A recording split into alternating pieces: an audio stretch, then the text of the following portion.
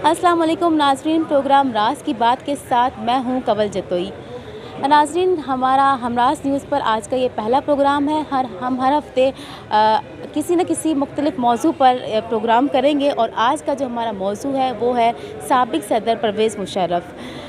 जी नाज़रीन, जैसा कि आप जानते हैं कि गुज़िश्ता रोज़ परवेज़ मुशर्रफ़ का इंतकाल हो चुका है दुबई में, और उनकी 9 साला उनका दौर रहा है पाकिस्तान का, उसके बारे में मुख्तलिफ़ लोगों की मुख्तलिफ़ राय हैं। कुछ लोग उनकी तारीफ़ें कर रहे हैं तो कुछ उन पर तनकीद कर रहे हैं। आज हम कराची प्रेस क्लब पर मौजूद हैं और उनकी ज़िंदगी के बारे में हम मुख्तलिफ़ शख्सियात से आज यहाँ बात करते हैं। परवेज़ मुशर्रफ़ की गुज़िश्ता डेथ हो गई है और उनके दौर में 9 साल में काफ़ी वाक़यात भी हुए, जैसे कि बेनज़ीर का वाक़या, उनकी शहादत हुई, अकबर भुट्टी का वाक़या, इस्लामाबाद में लाल मस्जिद, और इसके अलावा काफ़ी सारे वाक़यात हुए। तो उनकी ज़िंदगी को आप कैसे देखते हैं? देखिए, परवेज़ मुशर्रफ पर तो बहुत सारे चार्जेज़ हैं, इल्ज़ामात हैं। उसमें खुद जो एक मुंतख़ब हुकूमत को जो है गिराना, नवाज़ शरीफ की हुकूमत को जो उन्होंने गिराया था, उसके बाद मुल्क की 2 बड़ी और पॉपुलर जमातों को उन्होंने बिल्कुल आउट कर दिया था, मुस्लिम लीग नवाज़ और पीपल्स पार्टी को। फिर पूरा उन्होंने एक नया एक सिस्टम बनाने की कोशिश की जो अपने तौर पर, जिसमें वो अपने एक जो हुकूमत है, इक़्तिदार है, उसको जो वो तूल दे पाएँ। और ज़ाहिर है कि उसी सिलसिले में बहुत सारी चीज़ें और भी हुई, जिसमें ये बहुत बड़े वाक़यात हैं। ख़ास तौर पर मोहतरमा बेनज़ीर भुट्टो की शहादत, और फिर जो है इसी तरह से नवाब अकबर भुट्टी का ये मामला, और एक आमिर और एक ऐसा आदमी जिसने मुल्क की 2 बड़ी सियासी लीडरों को जो है उसमें उसके कत्ल में मुलव्वस हो गया, और इसी तरह जिसके बारे में कोई बाकायदा तहकीकात हो कर के जो कोई चीज़ हक़ाइक़ सामने आए वो नहीं आ सके, और इसी तरह से उसने आइन को एक तरह से तोड़ा था। तो एक आमिर जो है उसके तौर पर तारीख़ में हमेशा याद किया जाएगा, और उसका कोई भी इस तरह से कोई मुस्बत या पॉजिटिव एस्पेक्ट नहीं है। वो मुल्क के बाहर भी जिस तरह से उनको भिजवाया गया वो भी कोई ठीक से नहीं था, और जितनी भी चीज़ें परवेज़ मुशर्रफ ने की वो सब उससे आइन और कानून से बालातर की। ख़ुद अदलिया में भी जो मामला किया था, पूरी अदलिया को सस्पेंड कर दिया था। ये सब चीज़ें उनके अकाउंट में, उनके खाते में लिखी जाएंगी। परवेज़ मुशर्रफ की डेथ हो गई है, 9 साल उनका दौर गुजर चुका है, कैसे देखते हैं आप उनको? जी देखें, हमारी फ़ौज दुनिया की फ़ौजों में शामिल है। परवेज़ मुशर्रफ भी एक अच्छे जर्नल थे। उन्होंने 65 की जंग लड़ी, 71 की जंग लड़ी। हमारे लिए फ़ख्र था, भारत की आंखों में आंखें डाल के बात की। सिपाही हो, जनरल हो, पाक फ़ौज को हम सलाम करते हैं। पाक फ़ौज हमारी फ़ौज है, हमें फ़ख्र है। इसी तरह परवेज़ मुशर्रफ साहब इस दुनिया में नहीं रहे। उन्होंने बहुत अच्छे कारनामे किए। जब खाने काबा में हुआ तो वो ही गए, कमांडो यहाँ से भेजा गया उस वक्त। कराची की तरक्की हो, पाकिस्तान की तरक्की हो में किरदार अदा किया। उनके दौर में जो टैक्स कलेक्शनें बहुत अच्छी थी, और उन्होंने जो है इतनी महंगाई नहीं थी जितनी आज महंगाई है। ये जो 9 साल गुजर चुके हैं उनके दौर के, उनको आप किस तरह से देखते हैं? जी देखें, जनरल परवेज़ मुशर्रफ एक ऐसे दौर में आया था जब मुल्क में जमहूरियत का सफ़र जारी था। उन्होंने 12 अक्टूबर 1999 को मुंतखब वज़ीर-ए-आज़म नवाज़ शरीफ की हुकूमत को ख़त्म करके इक़्तिदार पे कंट्रोल किया, कब्ज़ा किया और मार्शल लॉ नाफिज़ किया मुल्क में, जो तकरीबन उसकी हुकूमत 9 साल तक जारी रही। और इन 9 साल पाकिस्तान की सियासत के लिए कोई अच्छे 9 साल नहीं थे। जिस तरह अमीरातों में होता है, जिस तरह जनरल ज़िया-उल हक़ के 11 साल थे, उसी तरह हमारे लिए जनरल परवेज़ मुशर्रफ के 9 साल गुज़रे। आप अंदाज़ा करें कि उसके 99 में वो आता है, फिर 2001 में बल्दियाती इलेक्शन होते हैं। उसमें उसने कराची को बाकी सिंध से अलग करके एक अलग सिटी डिस्ट्रिक्ट गवर्नमेंट बना लिया था। पूरे कराची के 5 डिस्ट्रिक्ट को मिला के एक किया था। इस पे बड़े एतराज़ात हुए उस ज़माने में।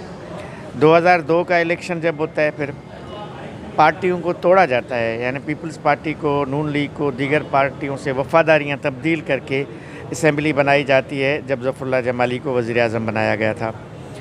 फिर उसके बाद 2007 का दौर आता है, जजों को सज़ाओं का दौर आता है, चीफ़ जस्टिस ऑफ पाकिस्तान को हटाने का वक्त आता है, मुल्क के वाहिद एटमी साइंसदान, एटम बम के खालिक कदीर ख़ान को बंद किया जाता है।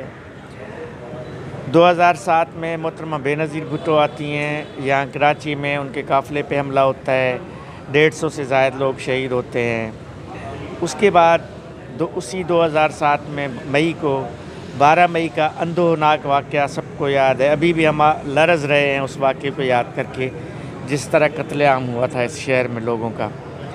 लेकिन सदर साहब ने उसी दिन इस्लामाबाद में अपना मुक्का लहराते हुए कहा था कि हम जीत गए। फिर 27 दिसंबर का सानहा शहीद बेनज़ीर भुट्टो की शहादत का वाक़या, फिर अकबर बुगटी और बलूचिस्तान पे जो ऑपरेशन हुआ, बलूचिस्तान का ऑपरेशन जो जनरल परवेज़ मुशर्रफ शुरू करके गया वो आज तक जारी है, अभी तक चल रहा है और उसमें हज़ारों लोग मारे गए। नवाब अकबर बुगटी की शहादत के बाद जिस तरह बलूचिस्तान के हालात आज तक कंट्रोल में नहीं आ सके, इस्लामाबाद का लाल मस्जिद आपको याद है, जो मदरसा में जो वाक़या हुआ वो सबको याद है। ये सारे ऐसे वाक़यात थे जो तारीख़ का अब तो हिस्सा बन गए। ज़ाहिर है परवेज़ मुशर्रफ अब हम में नहीं रहे। लोग कहते हैं कि जी अब एक शख्स इंतकाल कर गया, ज़िंदा नहीं है, उस पर क्यों बात की जाए। मैं सवाल करता हूँ क्यों बात नहीं की जाए, क्योंकि उसने जो कुछ किया वो तारीख़ में तो ज़िंदा रहेगा ना, वो तारीख़ का हिस्सा है। ये वो एक सदर ममलिकत थे, एक आर्मी चीफ़ थे, वो मुल्क के सरबराह रहे, हुक्मरान रहे। उसने अमेरिका से मुज़ाकरात किए, उसने 9/11 के बाद जहाज़ों के लिए अमेरिका को अड्डे पाकिस्तान के फ़राहम किए। उसी के ही दौर में पता नहीं क्या क्या हुआ, तो वो सारा तारीख़ का हिस्सा तो है ना, तो उस पर बात क्यों ना की जाए। और एक तारीख़ी एक वाक़या ये भी है कि इसी मुल्क के एक जज ने, एक अदालत ने, जस्टिस वक़ार ने एक फ़ैसला दिया जनरल परवेज़ मुशर्रफ के ख़िलाफ़, और उसने अपने फ़ैसले में ये कहा है कि उसको अगर वो ज़िंदा हालत में आता है तो फांसी दी जाए, अगर ज़िंदा हालत में नहीं आता है तो उसकी लाश को 3 दिन के लिए शायरा दस्तूर पर टांगा जाए। ये मैं नहीं कह रहा, ये इस मुल्क के अदालत का फ़ैसला है जो अभी तक बरकरार है, ख़त्म नहीं हुआ। तो ये सारे इतने सारे वाक़यात हुए, तो परवेज़ मुशर्रफ को मैं समझता हूँ कि तारीख़ में कभी भी अच्छे अल्फाज से याद नहीं किया जाएगा। परवेज़ मुशर्रफ की डेथ हो चुकी है पाकिस्तान में, उनके 9 साल दौर में काफ़ी वाक़यात हुए, उसको आप किस नज़र से देखते हैं? बिस्मिल्लाहिर्रहमानिर्रहीम। देखें, जिस तरह से कहा जाता है ना कि बदतरीन जमहूरियत से आमरीत फिर भी बदतरीन होती है, यानी एक अल्फाज कहा जाता है कि बेहतरीन आमरीत के मुकाबले में बदतरीन जमहूरियत भी अच्छी होती है, तो वो इस पे सादिक आता है। अब चूँकि उनका इंतकाल हो चुका है, दुनिया में नहीं रहे, तो बहुत सारी हम अवॉइड करते भी अगर ये बात कहें तो पाकिस्तान की रूह, पाकिस्तान की जान जो है वो नज़रिया पाकिस्तान और आइन है, उसकी उन्होंने वायलेशन की। एक मरतबा नहीं, 2 मरतबा की। यानी आप उसको कह सकते हैं 12 अक्टूबर 99 में भी हुई, और इस पर बहुत सारे लोग नाराज़ होंगे, आपसे भी होंगे, हमसे भी होंगे कि एक बंदे की, लेकिन आप रियलिटी में गुफ्तगू करेंगे ना, फिर तो आप हमें मना कर दें कि हम यजीद के ख़िलाफ़ बात ना करें। अब यजीद के लिए कुछ बोले ही नहीं, मर गया, वो दुनिया में नहीं है।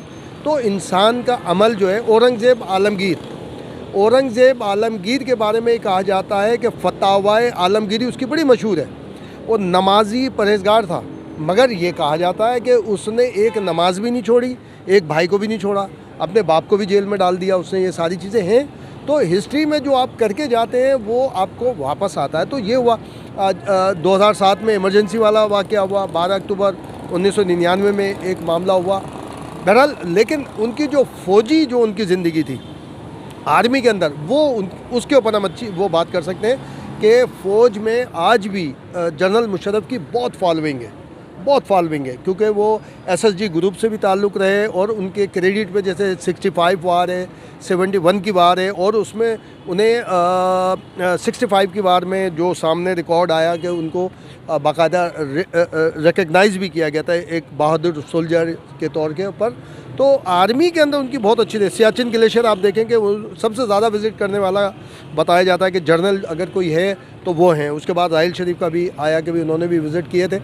तो आर्मी में उनकी फॉलोइंग है, आर्मी के अंदर उनकी जो एक एज ए सोल्जर उनका एक अच्छा वो रहा है सारा। लेकिन जब हम पॉलिटिक्स की बात करते हैं, सोशल उसकी एक्टिविटी की बात करते हैं, उसमें हम समझते हैं कि इतना अच्छा नहीं है। उनको एक अल्लाह ने मौका, ये देखें ये भी एक बड़ी बात है कि आर्टिकल 6 का शायद पहला एक कोई जर्नल था या कोई एक पाकिस्तानी था, हम पाकिस्तानी के ऊपर भी रखें, जिसके ऊपर आर्टिकल 6 लगाया गया। मैं ये समझता हूँ कि उस वक्त बहुत अच्छा मौका था उनके पास, वो ख़ुद को पेश करते और उसको रिफ़ाइन करते, बताते कि उन्होंने कहाँ कहाँ गलती की। जिस तरह से कहा जाता है कि भाई सियासतदानों की गलतियों की वजह से आर्मी को मुदाखलत करनी पड़ती है, वो साबित करते, बताते कि भाई ये गड़बड़ हुई, ये सियासतदानों ने अच्छा नहीं किया, या वो जो इवेंट था 12 अक्टूबर को नवाज़ शरीफ वाला, वो उसको दोबारा हाईलाइट करते, वो कारगिल इशू लेकर आते, वो सारा। मैं समझता हूँ उनके पास बहुत अच्छा मौका था कि उसको वो अपने आप को रिफ़ाइन कर सकते थे, उसमें निकल सकते थे। लेकिन चूँकि 12 अक्टूबर 99, फिर ये आ गया अपना जो ख़ास तौर पे 2007 की जो इमरजेंसी थी, देखें उसमें ये कराची प्रेस क्लब जहाँ आप बैठी हुई हैं, ये बिल्कुल सामने, जब आप यूँ सामने देखेंगे, ये रोड जो सरवर शहीद रोड कहलाता है, पहले इसका नाम मेरे ख्याल है कि अभी मुझे याद नहीं आ रहा, वो था, अब सरवर शहीद रोड कहलाता है ये।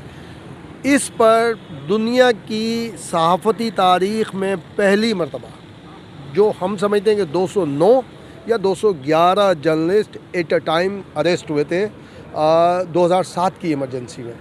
उसमें हमारे PFUJ के प्रेसिडेंट उस वक्त के हफाजुर रहमान साहब, हमारे KUJ के प्रेसिडेंट शमीम रहमान साहब, मैं उस वक्त सेक्रेटरी था कराची प्रेस क्लब का, मैं, हमारे प्रेसिडेंट थे सबीउद्दीन गौसी साहब, वो, और हमारी यानी जो लीडरशिप थी PFUJ की, KUJ की, कराची प्रेस क्लब की, सब के सब अरेस्ट हुए थे 2007 में।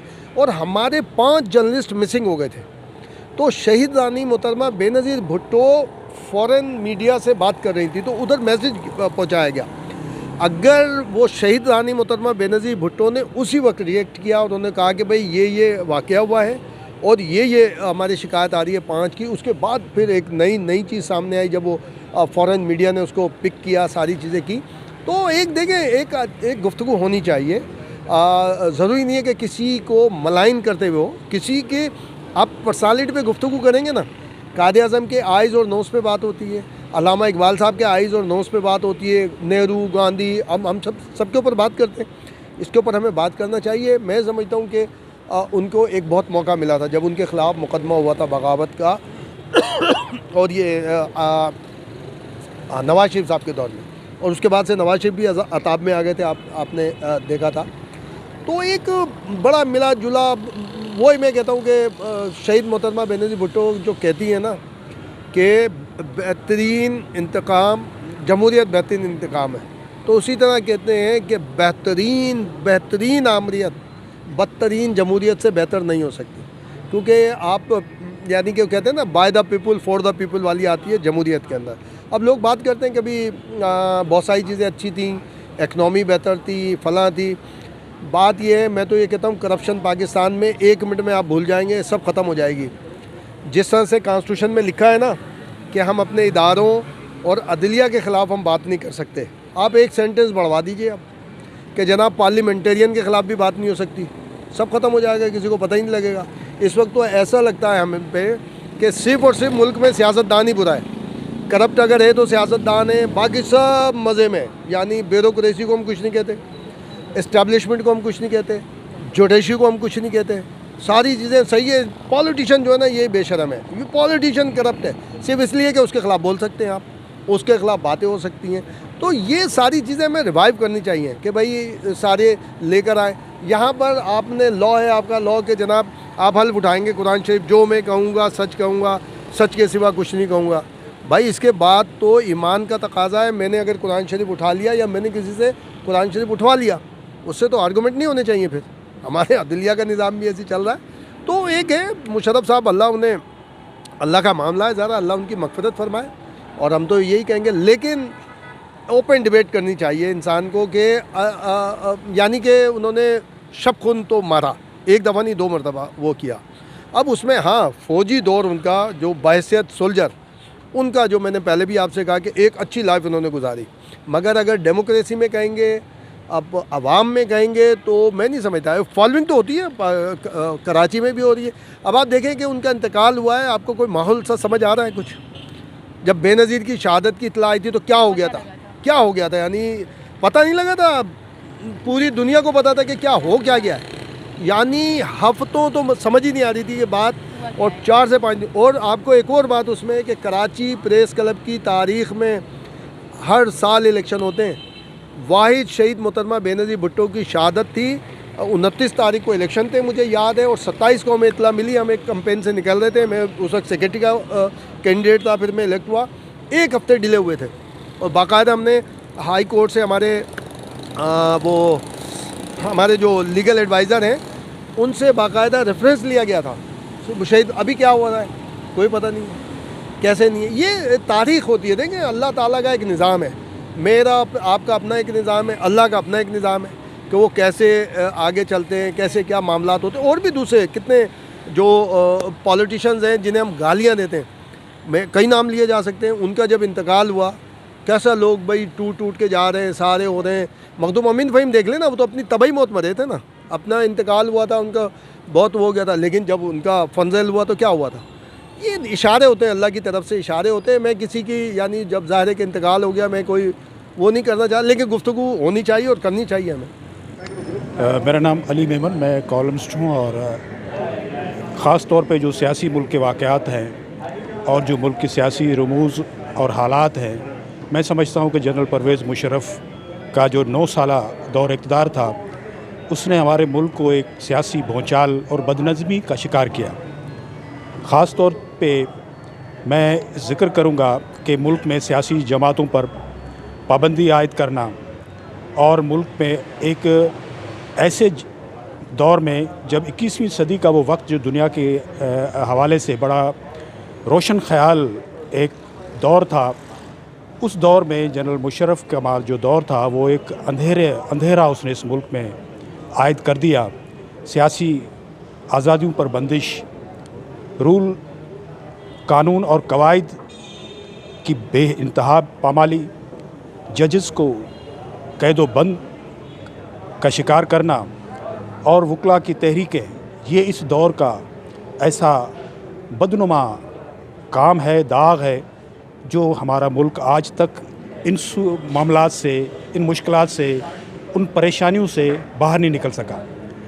आज का हम दौर देखते हैं कि मुल्क के अंदर जो दहशतगर्दी के वाक़यात बढ़ रहे हैं और मुल्क के अंदर जो माशी बदहाली और तबाही के जो असबाब बने हैं, उसमें एक बड़ा हिस्सा जनरल मुशर्रफ़ के दौर का है। यकीनी तौर पे जब मुल्क के अंदर किसी भी जगह पर आप देखें, कोई भी पौधे हों, कोई भी दरख्त हों, सनतकारी हो, कारोबार, तिजारत हो, वो हमेशा अमन ईमान के दौर में पनपती हैं, फलती फूलती हैं, सनतें लगती हैं, सरमायाकारी होती है, खुशहाली के दौर आते हैं। लेकिन वो 9 साल ऐसा दौर था जिसमें दहशतगर्दी के वाक़यात बढ़े, सियासी जमातों पर बंदिश हुई और इंतखाबात से आवाम को दूर रखा गया, जिसका नतीजा ये हुआ कि मुल्क के अंदर खुशी, खुशहाली, खूबसूरती और जो एक दुनिया के अंदर एक पाकिस्तान का एक ये कहना चाहिए कि कायदे आज़म मोहम्मद अली जिन्नाह का वो विज़न के तहत जो एक फलाई मुमलकत, एक जमहूरी मुमलकत का जो ख्वाब था, उसकी बेइंतहा पामाली हुई, जिसके नताइज हम आज तक भुगत रहे हैं। और वो सिलसिले ऐसे चले हैं कि मुल्क के अंदर सियासी जमातों पर बंदिश करके और दहशतगर्द जमातों को पनपना उस दौर का एक खासा है, जिसमें अफ़गानिस्तान को भी आप देख सकते हैं कि वहाँ भी इस किस्म के ग्रुप्स बहुत ज़्यादा आगे बढ़े और हमारे मुल्क के अंदर भी इस किस्म की जो कालादम जमातें थी उनको मदद मिली, सपोर्ट मिली। तो एक लिहाज से वो दौर जो था वो इस किस्म के हालात को बनाने, उभारने और परवान चढ़ाने में यकीनी तौर पे उसने खाद का काम किया, पानी का काम किया और उनकी उसमें जो बढ़ोतरी हुई उसने आज हमारे पूरे मुल्क को अपनी लपेट में लिया हुआ है। यकीनी तौर पे मैं कहता हूँ कि जनरल मुशर्रफ़ का दौर पाकिस्तान के हवाले से एक स्याह दौर था। उस दौर में मोहतरमा बेनज़ीर भुट्टो शहीद हुई और बेइंतहा लोगों को कैदोबंद का शिकार किया गया और यकीनी तौर पे ये कोई अच्छी अलामत नहीं।